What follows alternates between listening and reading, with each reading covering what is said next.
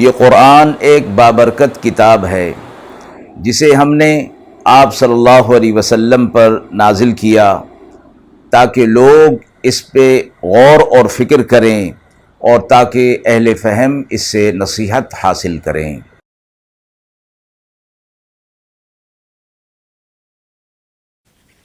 بسم اللہ الرحمن الرحیم۔ السلام علیکم ورحمۃ اللہ وبرکاتہ۔ ناظرین کرام، درس قرآن مجید کے آج کے اس پروگرام میں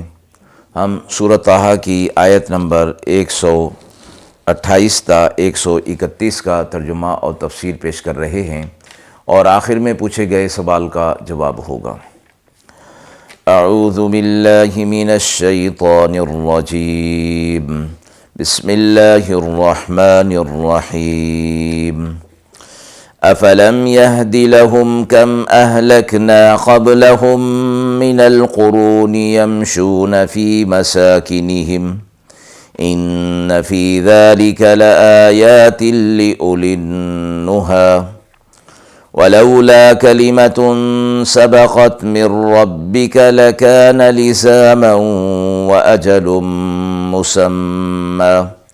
فاصبر على ما يقولون وسبح بحمد ربك قبل طلوع الشمس وقبل غروبها ومن آناء الليل فسبح وأطراف النهار لعلك ترضى ولا تمدن عينيك إلى ما متعنا به أزواجا منهم زهرة الحياة الدنيا لنفتنهم فيه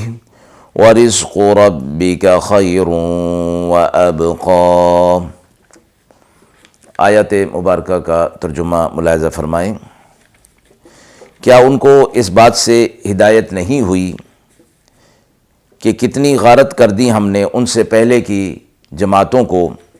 اور یہ لوگ چلتے پھرتے ہیں ان کی جگہوں میں۔ اس میں نشانیاں ہیں عقل رکھنے والوں کے لیے، اور اگر نہ ہوتی ایک بات آپ کے رب کی طرف سے تو ضرور عذاب آ جاتا۔ ایک وقت ان کے لیے مقرر کر دیا گیا ہے، سو آپ صبر کیجئے جو وہ کہیں، اور تسبیح بیان کیجیے اپنے رب کی سورج نکلنے سے پہلے اور غروب ہونے سے پہلے، اور رات کی کچھ گھڑیوں میں، اور دن کی حدوں پر، شاید کہ آپ راضی ہوں۔ اور آنکھ اٹھا کر بھی نہ دیکھیے اس چیز پر جو فائدہ اٹھانے کو دی ہم نے طرح طرح کے لوگوں کو، دنیا کی رونق اور زینت کے لیے، ان کی آزمائش کے لیے، اور آپ کے رب کی دی ہوئی روزی بہتر ہے اور باقی رہنے والی ہے۔ پچھلی آیات سے تسلسل چلا آ رہا ہے ان لوگوں کا کہ جو دنیا کے اندر رہ کر اللہ رب العزت کی بھیجی ہوئی ہدایت سے اعراض کر دیتے ہیں تو ان کے ساتھ کیا معاملہ ہوگا۔ مذکورہ آیات کے اندر یہ فرمایا گیا، کیا یہ لوگ دیکھتے نہیں ہیں کہ ہم نے ان سے پہلے کتنے لوگوں کو ہلاک کر دیا، وہ اللہ کی نافرمانی کے اندر مبتلا تھے، عذاب خداوندی کے اندر وہ گرفتار ہوئے اور ہلاک ہو گئے، جن کے گھروں اور زمینوں پر یہ اب چلتے پھرتے ہیں اور ان کا مشاہدہ کرتے رہتے ہیں۔ آپ صلی اللہ علیہ وسلم کے لیے اگلی آیت کے اندر یہ فرمایا گیا کہ اگر اللہ کی طرف سے ان کے لیے ایک وقت مقرر نہ ہوتا تو جس طرح کی ان کی حرکات ہیں اور جس طرح کے ان کے اعمال ہیں، اللہ کی طرف سے ضرور ان پر عذاب آ جاتا۔ یہ اس بات کے مستحق ہو گئے تھے، اللہ کی طرف سے حجت پوری ہو چکی تھی کہ عذاب ان کے اوپر لایا جائے، لیکن اللہ نے ایک وقت مقرر کر رکھا ہے اپنی حکمت اور مشیت کے تحت، جب وہ وقت پورا ہوگا تو ضرور ان پر عذاب نازل ہوگا۔ اگلی آیت میں فرمایا گیا آپ صلی اللہ علیہ وسلم سے کہ آپ ان کے کہنے پر صبر سے کام لیجئے۔ اہل مکہ منکرین اور مشرکین ایمان سے بھاگنے کے لیے، حق سے دور ہونے کے لیے طرح طرح کے بہانے تلاش کرتے تھے، اور جناب رسول اللہ صلی اللہ علیہ وسلم کو برے القابات سے یاد کرتے تھے۔ کوئی ساحر کہتا، کوئی کاذب کہتا، کوئی مجنون کہتا، نعوذ باللہ۔ ان تکالیف کا مداوع کرنے کے لیے اللہ رب العزت نے یہاں دو چیزوں کا ذکر فرمایا۔ ایک یہ کہ آپ ان کے کہنے کی طرف آپ توجہ نہ کریں، صبر سے کام لیں۔ دوسری چیز یہ کہ اپنے آپ کو آپ اللہ کے ذکر اور تسبیح کے اندر مشغول کر لیں۔ اگلی آیت میں جو فرمایا گیا فَسَبِّحْ بِحَمْدِ رَبِّكَ، یعنی آپ اپنے رب کی تسبیح کے اندر مشغول ہو جائیے۔ اس سے مراد عام ذکر و حمد بھی ہے اور خاص نماز کا بھی وعدہ اس کے اندر فرمایا گیا ہے۔ حضرات مفسرین نے اسی کو اختیار فرمایا ہے، چونکہ آیت کے اگلے حصے میں فرمایا گیا کہ نماز کے اوقات بھی مقرر کر دیے گئے ہیں۔ وہ یہ کہ قبل طلوع الشمس سے مراد نماز فجر ہے،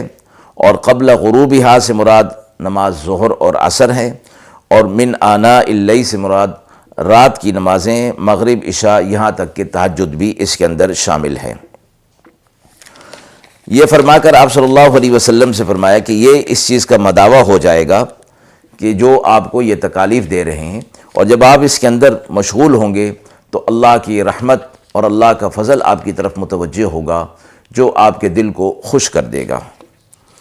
اگلی آیت میں آپ صلی اللہ علیہ وسلم سے ہی خطاب فرمایا گیا، اور امت کو بھی خطاب ہے کہ اس چیز کی طرف، دنیا کی مال و متاع اور دنیا کی رونق کی جو چیزیں ہیں اللہ رب العزت نے جو دے رکھی ہیں لوگوں کو، ان کی طرف نظر اٹھا کر بھی نہ دیکھیں، ان کی طرف توجہ نہ کریں، کیونکہ یہ سب دنیا کا عیش ہے اور یہ فانی اور ختم ہونے والا ہے، چند روزہ ہے۔ اللہ تعالیٰ نے جو آپ کو نعمت دی ہے، ہدایت کی نعمت اور فضل اور رحمت، ہدایت اور شفا کی جو نعمت دی ہے مومنین کے لیے آپ کے واسطہ سے جو دی ہے، وہ اس سے بہت بہتر ہے دنیا کے عارضی عیش و آرام کی نسبت، اور آخرت کے اعتبار سے بھی وہ پائیدار ہے اور ہمیشہ رہنے والی ہے۔ رسول اللہ صلی اللہ علیہ وسلم دنیا کی زینت اور راحت طلبی سے بالکل بے نیاز اور بے تعلق رہ کر زندگی گزارنے کو پسند فرماتے تھے، اور جب کبھی بھی دنیا کی دولت آپ کے پاس بغیر کسی محنت اور سعی کے آ جاتی تھی تو فوراً اللہ کی راہ میں غرباء اور مساکین میں اس کو خرچ کر دیا کرتے تھے، اپنے لیے کچھ بھی باقی نہیں رکھتے تھے۔ ابن ابی حاتم نے بروایت ابو سعید خدری رضی اللہ تعالی عنہ روایت کیا ہے کہ رسول اللہ صلی اللہ علیہ وسلم نے فرمایا، مجھے تم لوگوں کے بارے میں جس چیز کا سب سے زیادہ خوف اور خطرہ ہے وہ دولت اور زینت دنیا ہے جو تم پر کھول دی جائے گی۔ فرمایا گیا کہ آئندہ زمانے میں تمہارے لیے فتوحات بہت زیادہ ہو جائیں گی، مال و دولت اور عیش و عشرت کی فراوانی ہو جائے گی، اور یہ چیز اس کے اندر مبتلا ہو کر اللہ کے احکامات سے غفلت میں پڑ جانے کا خدشہ ہے۔ آیت کے حوالے سے سوال پوچھا گیا ہے کہ دشمنوں کی ایذاؤں سے بچنے کا کیا علاج بتایا گیا ہے؟ قرآن کریم نے دشمنوں کی ایذا سے بچنے کے لیے آپ صلی اللہ علیہ وسلم کو اور پھر آپ صلی اللہ علیہ وسلم کے ذریعے سے امت کو یہ تعلیم دی گئی ہے کہ دو نسخے یہاں بیان فرمائے گئے ہیں۔ اول یہ کہ صبر کریں، اپنے نفس کو قابو میں رکھیں اور انتقام کی فکر میں نہ پڑیں۔